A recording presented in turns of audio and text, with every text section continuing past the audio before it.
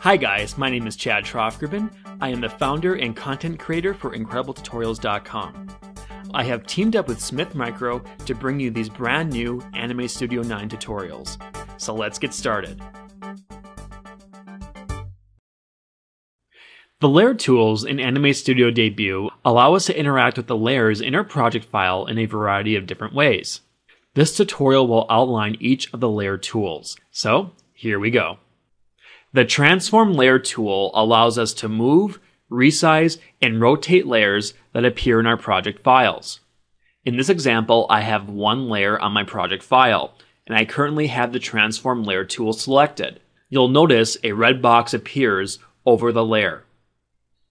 If I take the Transform Layer tool and put it inside the box and hold down my left mouse button and move the mouse around, you can see I can move the layer.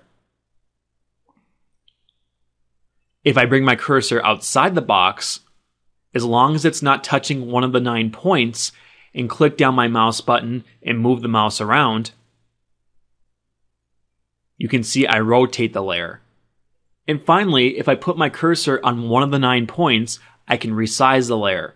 Depending on where you put your cursor, either in one of the corners, on the left or right, or top and bottom, the resize function will change. So if I put my cursor on one of the corners, click and hold down my left mouse button, and drag my mouse, I am resizing all dimensions of the layer. If I put my cursor on the left or right point, hold down the left mouse button, and drag back and forth, I am adjusting the X properties of the layer. And finally, top or bottom, adjust the Y properties of the layer. The Set Origin tool allows us to set the origin of the selected layer. This directly affects the Transform Layer tool. As you can see, my origin is currently in the center of the object. So if I use the Transform Layer tool to, let's say, resize, you can see it resizes from the center. Now, if I take my Set Origin tool and take the origin by holding down my left mouse button and dragging, move it up here, and now take the Transform Layer tool, you can see it now resizes from the corner. The Follow Path tool allows us to create a path in which our layer will follow. You'll notice on my Layers panel that I have two layers, a path layer and an object layer. The path layer simply has a curved line that I created with my Add Point tool. The object, of course, has the rectangle. So make sure that you're on the object layer and then choose your Follow Path tool.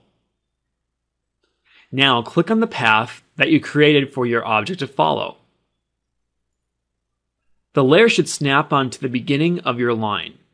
And from here, if you click and hold down your left mouse button and drag along, you can have your object follow the path of the line. You can of course animate this out by paging through to your timeline and then moving it along. Now if you page through your timeline, you can see this motion take shape. The Vector Shape Selector allows us to select vector shapes no matter which layer we have currently selected.